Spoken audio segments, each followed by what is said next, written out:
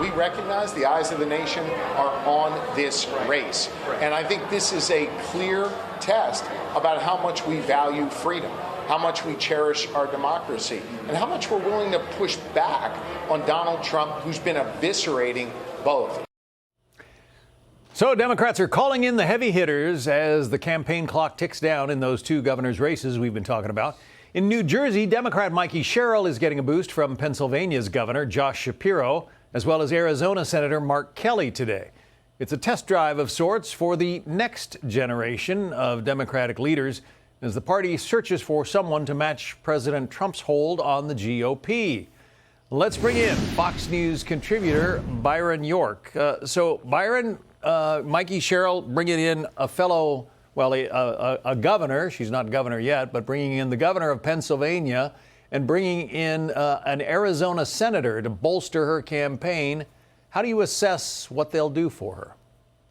Well, I think you have to look at both this campaign in New Jersey and the Virginia campaign. You have to look at both of them in terms of the Democrats' epic struggle against President Trump right now. The president has had all the power and all the momentum this year, and Democrats really hope that a couple of victories in New Jersey and Virginia would show that they're not dead, that they have momentum, some momentum going into next year's midterm. So I think the reason you're seeing these Democratic stars go to campaign in New Jersey and Virginia is for the sake of the larger party to get just some sort of electoral foothold against Donald Trump right now. Yeah, the chairman of the Democrat National Committee, Ken Martin, basically echoed that thought. He says they're going to springboard with these victories. Listen.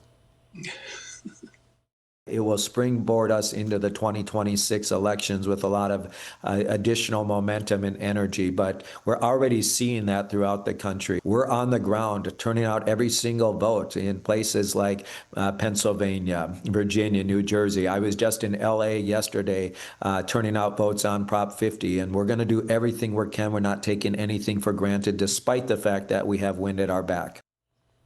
We have wind at our back, he says. What do you think about that? Not sure I would totally agree with that. Neither of these candidates, Sherrill or Spanberger, is super strong. If you look at the New Jersey race, Sherrill has about a 4-point lead over Ciattarelli, and huge numbers of Democrats say that Trump is the big issue in the race. But if you look at the polling on what the rest of the voters say are big issues, economic issues, the cost of living, jobs, taxes, etc., most voters seem to give Ciattarelli the edge over who would handle them the best. Now, in Virginia, you have just a bit of a mess. You have Jay Jones, the Democratic candidate for Attorney General, using all these texts, these sort of murderous texts that he sent out a while back, plus getting easy treatment in a speeding case in which he was caught driving 116 miles an hour in a 70-mile-an-hour range. He is actually fallen behind in his race, but the governor candidate, Spanberger, is up by about 7 points. Significant lead, although it's about 5 points less than it was a couple of months ago. So right now, the momentum does not seem to be on the Democratic side. President Trump was holding a tele-rally last evening with Jack Ciattarelli, the Republican candidate in New Jersey. Here's what the president had to say about it. In 2024, my campaign received the most votes for a Republican presidential candidate in New Jersey's history. There's never been a candidate for president or for any other office, I must tell you, that received anywhere near the number of votes that I got. So people like me there. It's typically not that Republican, but turning Republican very quickly. And I have to say the registrations for the Republican Party are soaring.